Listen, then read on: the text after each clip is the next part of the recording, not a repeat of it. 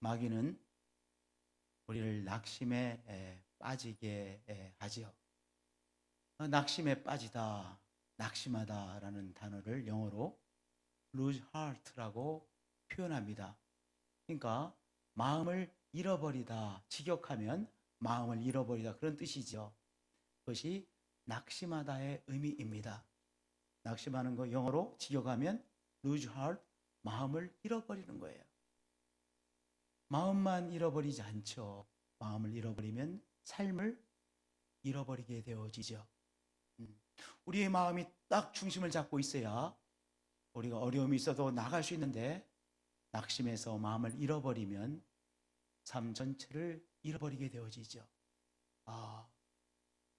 마귀는 생명의 도둑놈이기 때문에 우리가 낙심에 빠져서 우리의 삶을 잃어버리게 하려고 하는 것이죠.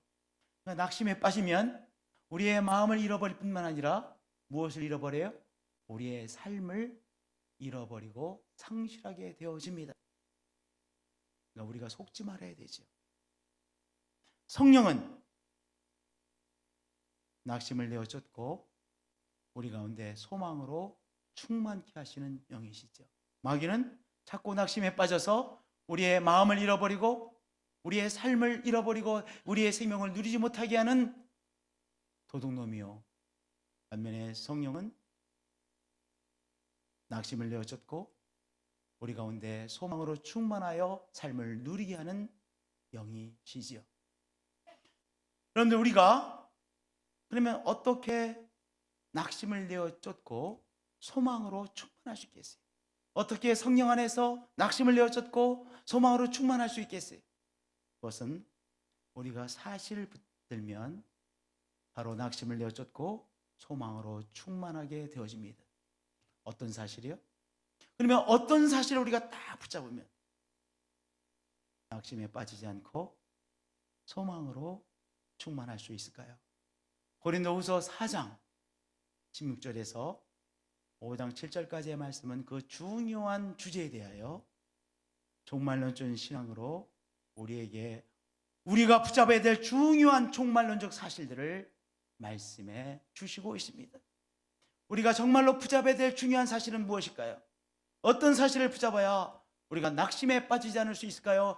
그 첫 번째 사실은 겉사람은 점점 약화되어지고 속사람은 날로 새로워지고 있다고 하는 사실입니다.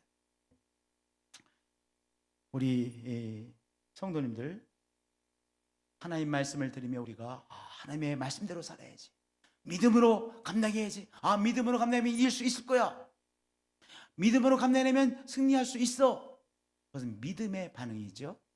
우리가 정말 그러한 믿음이 우리들 속에 충만해서 믿음으로 승리해야지, 이렇게 믿음이 충만할 때가 많이 있습니다. 우리가 기도할 때, 예배 드릴 때, 우리가 찬양할 때 믿음으로 충만되어지죠.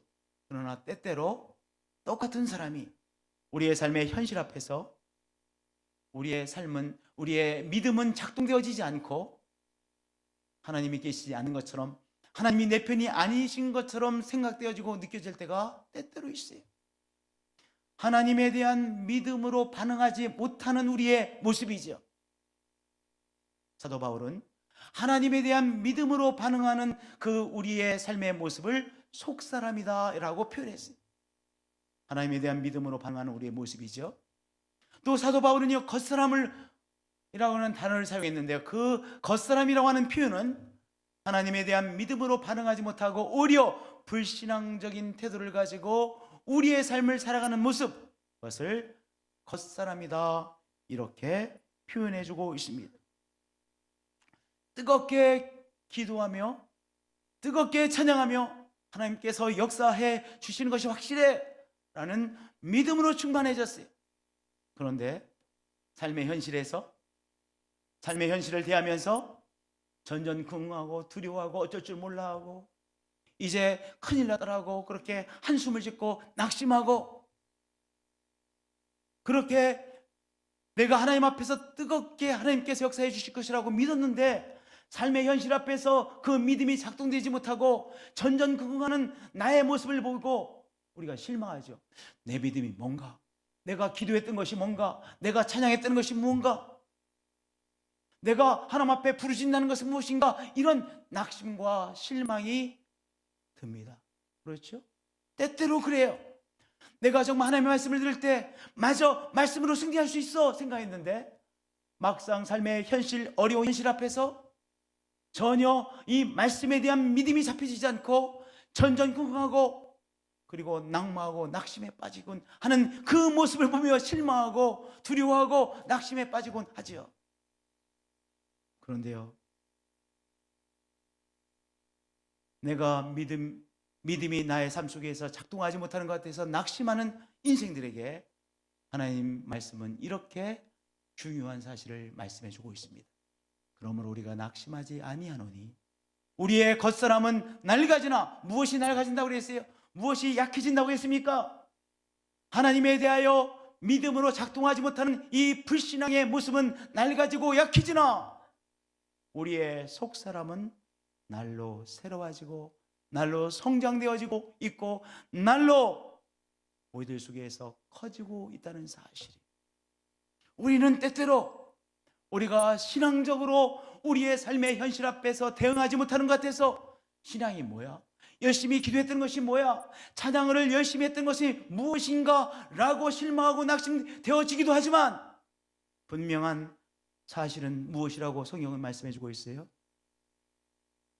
신앙적으로 살아가지 못하는 우리의 겉사람은 약해지고 점점 작아지고 점점 그 실체가 사라지고 약해지고 있고, 무엇이 하나님에 대한 믿음으로 반응하는 우리의 이 신앙적인 속사람이 날로 새로워지고 커지고 부흥되어지고 우리를 주장해 주고 있다는 귀한 사실이죠.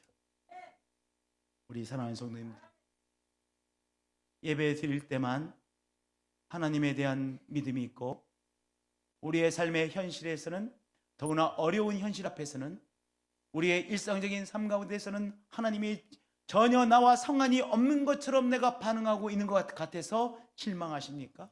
낙심이 되십니까? 오늘 우리가 붙잡아야 될 귀중한 사실이 있습니다. 그것은 바로 하나님에 대하여 하나님 앞에 믿음으로 반응하는 우리의 속사람이 오늘도 새롭게 우리 속에서 성장되어지고 있다는 귀한 사실입니다. 하나님에 대하여 믿음으로 반응하는 우리 속에 있는 이 믿음이 날로 나도 모르는 사이에 성장되어지고 있다는 귀한 사실이에요. 할렐루야. 오늘 이 귀한 사실을 붙드심으로 말미암아 낙심을 몰아내시고 그리고 하나님에 대한 소망으로 충만하게 되시는 한 분 한 분들이 되어지시길 축복드립니다. 또 하나 붙잡아야 될 귀한 사실이 있습니다. 그것은 이 땅에서 받는 고난은 잠깐이지만 하늘에서 받을 영광은 영원하다고 하는 사실입니다.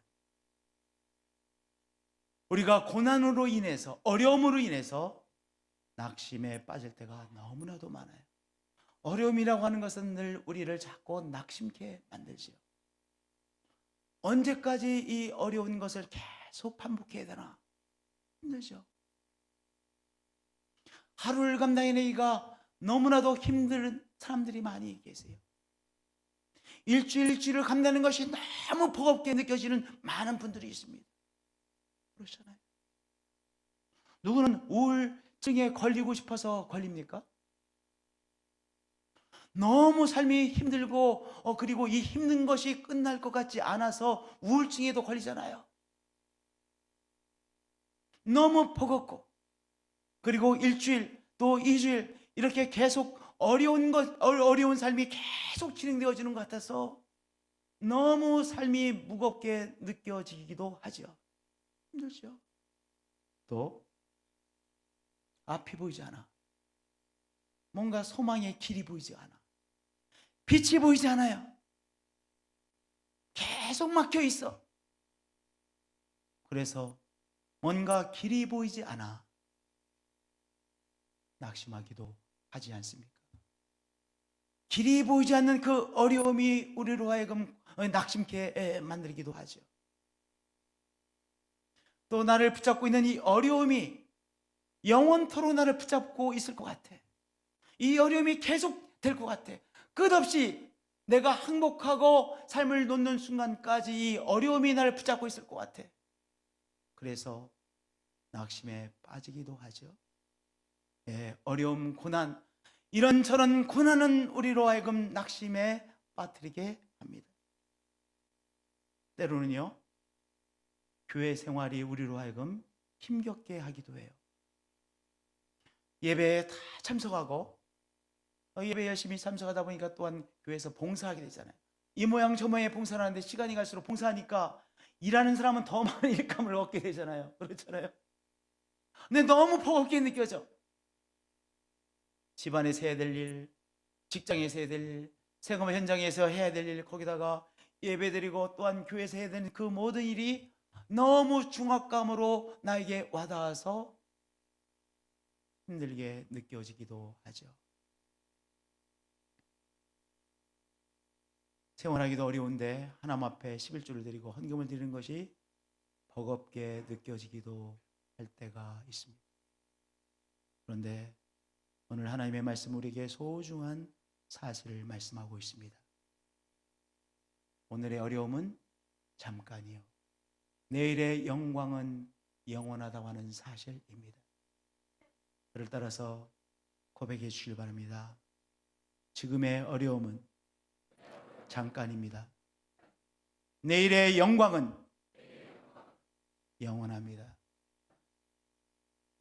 오늘의 어려움은 잠깐이요, 오늘의 수고는, 오늘의 헌신은 잠깐이요, 내일의 영광은 크고 소중하고 신비롭고 영원하다고 하는 귀한 사실이죠. 우리 사랑하는 성도님들, 오늘 나름대로 어려움 속에 계십니까? 어려움이 자꾸 중압감으로 와닿습니까? 오늘의 어려움, 오늘의 수고는 잠깐이요, 내일 하나님께서 우리에게 주시는 영광은 영원하다는 귀한 사실을 붙잡으시는 우리 성도님들이 되어지시기를 축복드립니다. 또 하나 중요한 사실이 있습니다. 오늘의 어려움이 어려움으로 끝나는 것이 아니에요. 오늘의 수고가 그저 수고한 것으로 마치는 것이 아닙니다. 우리 할렐루야 성가대 연습하느라고 애쓰고 수고한 것, 수고가 그저 수고로 마치는 것이 아니에요. 이 수고, 이 헌신, 그리고 우리의 삶에서의 이 어려움이 하나님께서 우리에게 주시는 영광을 이루어 가고 있다는 사실입니다. 18절에 이렇게 말씀하고 있습니다. 우리가 주목하는 것은 보이는 것이 아니요 보이지 않는 것이냐. 이 말씀에 17절, 우리가 잠시 받는 환난에 경한 것이 지극히 크고 영원한 영광에 중한 것을 우리에게 이루게 한다. 우리에게 성취한다는 거예요. 우리에게 귀한 것을 성취합니다. 무엇이? 오늘 우리가 감당하는 수고, 헌신, 어려움 또는 고달픔. 힘들면 고달프잖아요.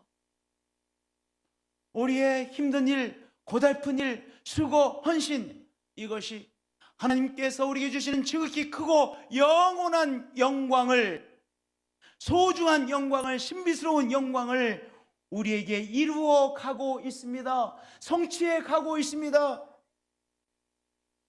오늘 우리가 수고하는 이 수고가, 오늘 우리가 겪고 있는 이 어려움이 어려움으로 끝나는 것이 아니라, 수고가 그저 수고한 것으로 끝나는 것이 아니라, 오늘 우리의 어려움, 중압감, 오늘 우리가 겪는 또한 드리는 헌신과 수고가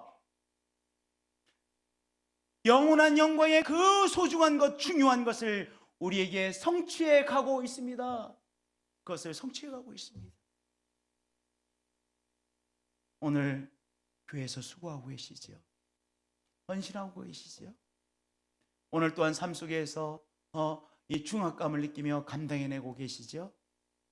여러분들의 수고와 또한 어려움이 하나님의 귀중한 영광을 우리의 삶 가운데 성취해 가고 있는 것입니다.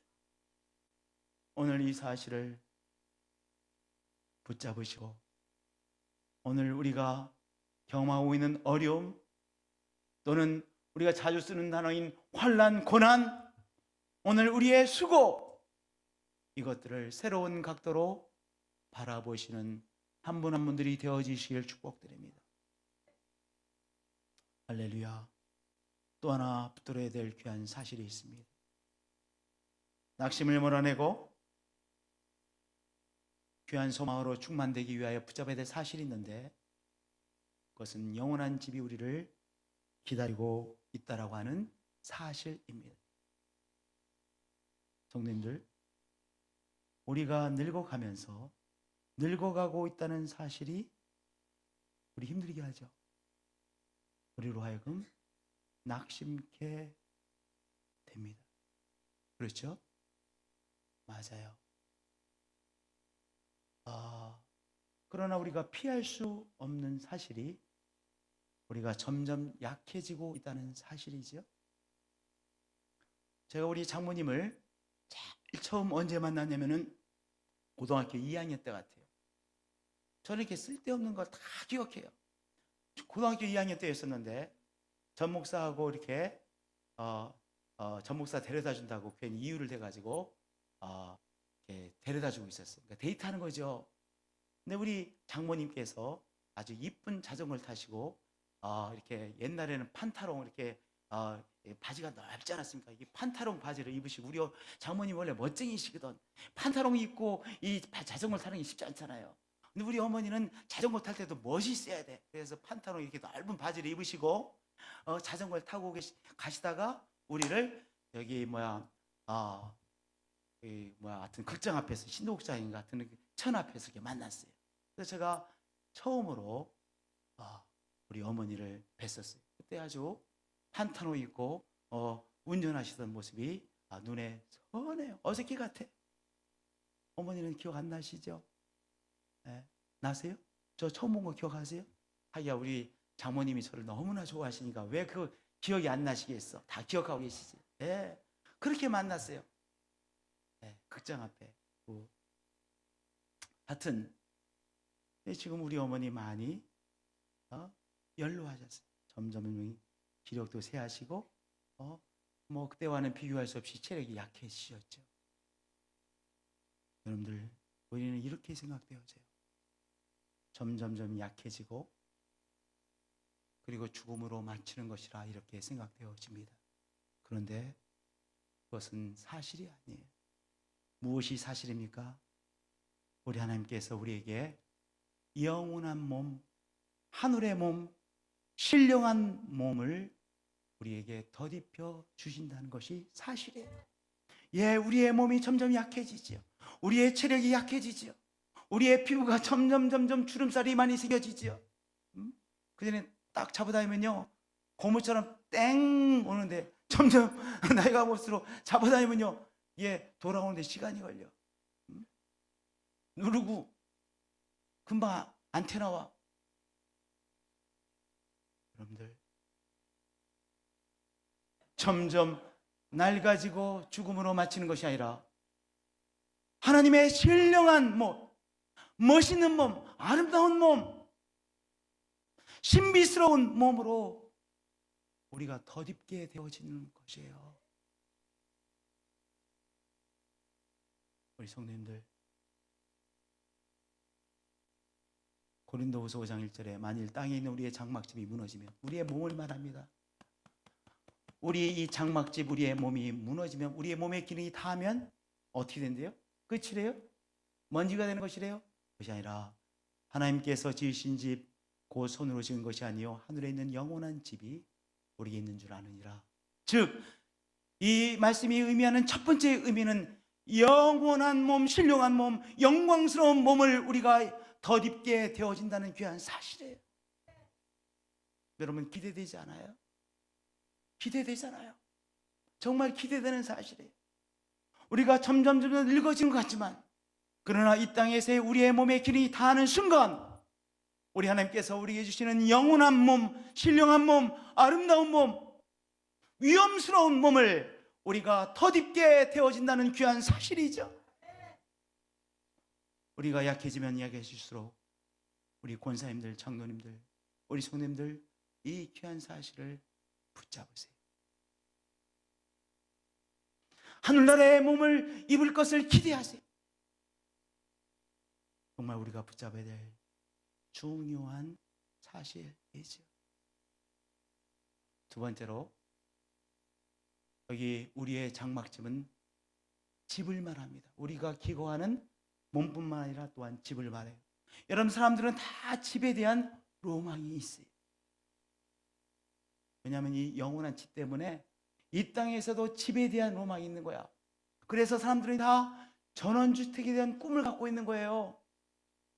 뭔가 나만을 위한 정말 나의 아름다운 집, 전원주택, 하여튼 나만의 그 집에 대한 로망을 다 갖고 있어요. 다 갖고 있어요. 우리가 태 속에 있을 때 우리의 집은 무엇이었죠? 어머니의 태, 그것이 우리의 집이었어요.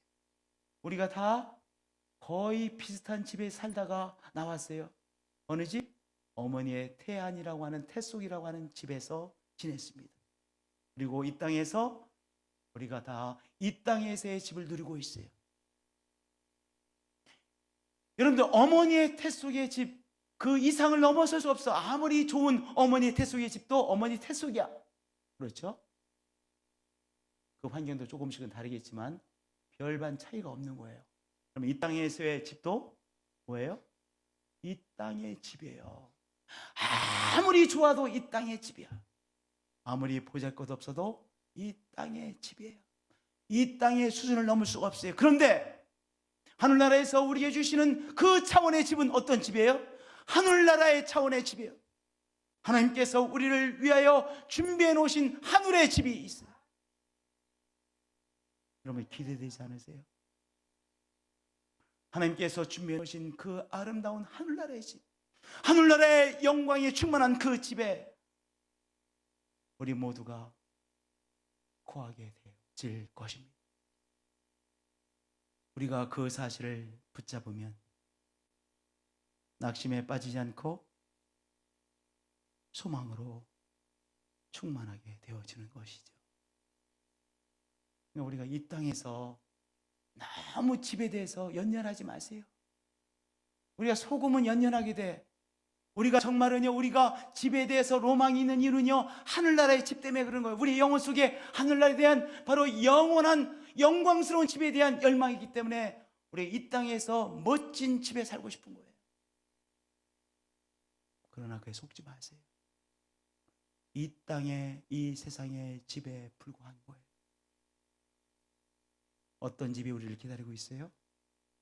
하늘나라의 집. 하나님께서 우리를 위하여 준비해 놓으신 하늘나라의 집이 우리를 기다리고 있습니다.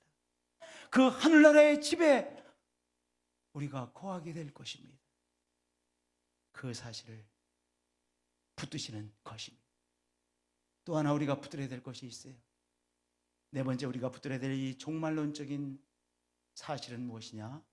생명이 죽음을 삼켜버릴 것이라고 하는 것입니다. 여러분들, 우리는 일반적인 상식, 죽음이 다 삼켜버린다고 하는 일반적인 상식으로 인해서 자꾸 허무해하고 낙심에 빠지기도 합니다. 아무리 공부를 많이 하고 학식을 많이 쌓은 사람도, 또한 과학적인 많은 업적을 취득한 사람도 안타깝게 죽음이 삼켜버리구나, 이렇게 생각해요. 정말 인격을 잘 다듬어서 귀한 인격을 갖춘 사람도 안타깝게 죽음에 다 삼켜버리고 마는구나, 이렇게 생각해요.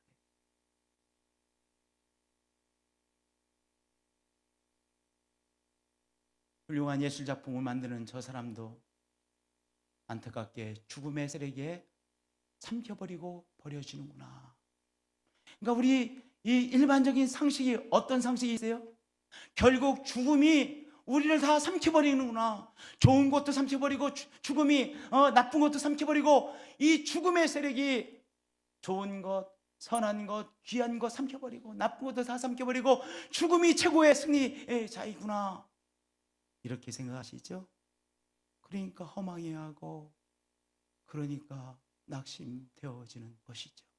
마귀는 이 낙심에 빠져 살려고 자꾸 우리에게 그것을 붙잡으라고 하죠. 그러나 그것은 사실이 아닙니다. 4절에 고린도후서 5장 4절에 이렇게 너무나도 중요한 말씀이 있습니다. 참으로 이 장막에 있는 우리가 짐진 것 같이 탄식하는 것은 벗고자 함이 아니요 결국 죽음으로 다 끝이 나는구나, 이것이 아니요. 뭐라고 했어요? 오히려 덧입고자 함이니 무엇을 덧입는데요? 죽을 것이 생명에 삼킨 바 되게 하려 함이라. 죽음이 생명을 삼켜버리는 것이 아니라 무엇이 무엇을 삼켜버린대요? 생명이 죽음을 삼켜버린다는 위대한 사실이에요. 하나님의 말씀 안에서 새롭게 붙잡게 되는 귀한 사실입니다.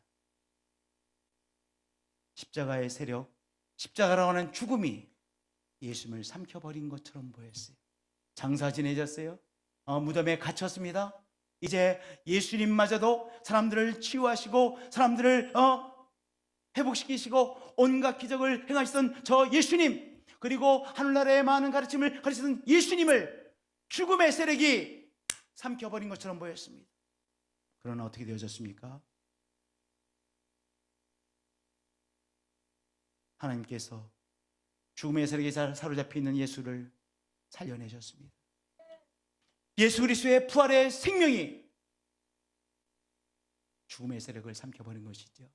오늘 예수님을 믿으시는 우리 한 분 한 분들, 죽음이 우리의 생명을 삼켜버리는 최후의 승리자가 아니라 무엇이 생명이 죽음을 삼켜버리는 것입니다.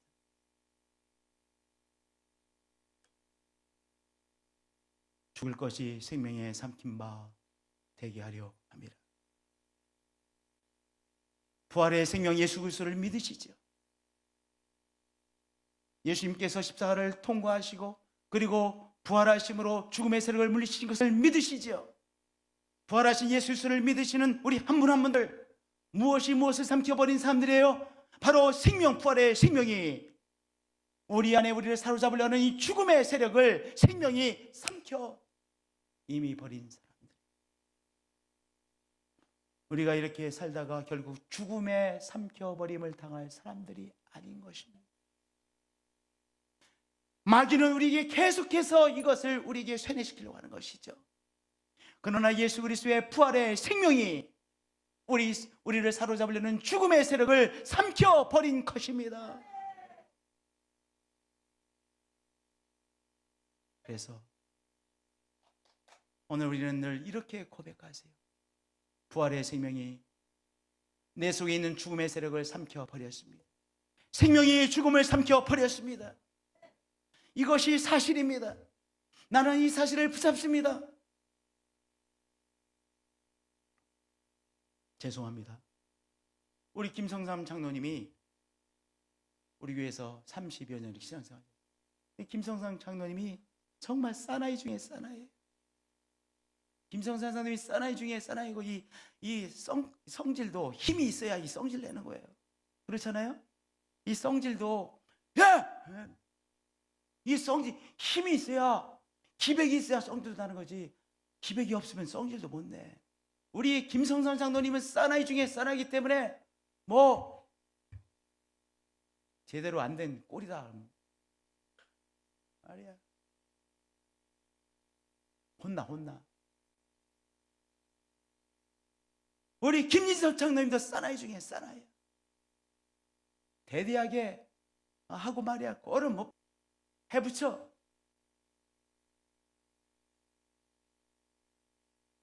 근데 우리 김진섭 장로님 요새 한 10년 전처럼 막 해붙이는 걸 별로 못 봤어요. 요새 힘이 빠지신 것 같아요. 김성선 장로님도 힘이 빠지셨어.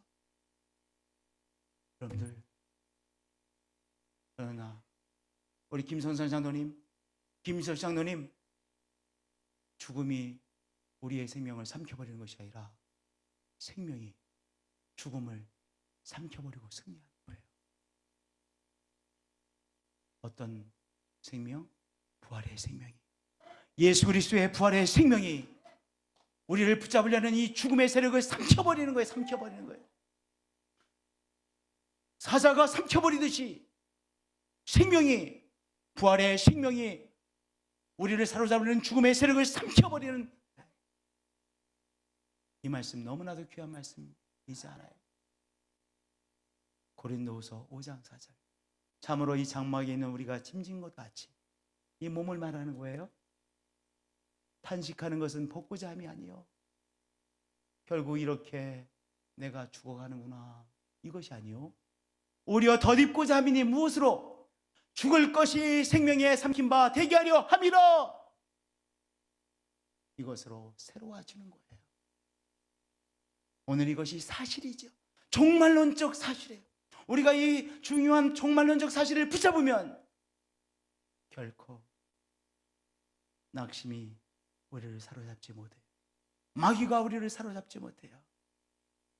우리가 하나님 앞에 서는 그 순간까지 어떤 고난의 과정에서도 어려움의 과정에서도 우리가 늘 소망을 붙들고 소망 안에서 성령과 호흡하며 살아가게 되어지는 것이지요.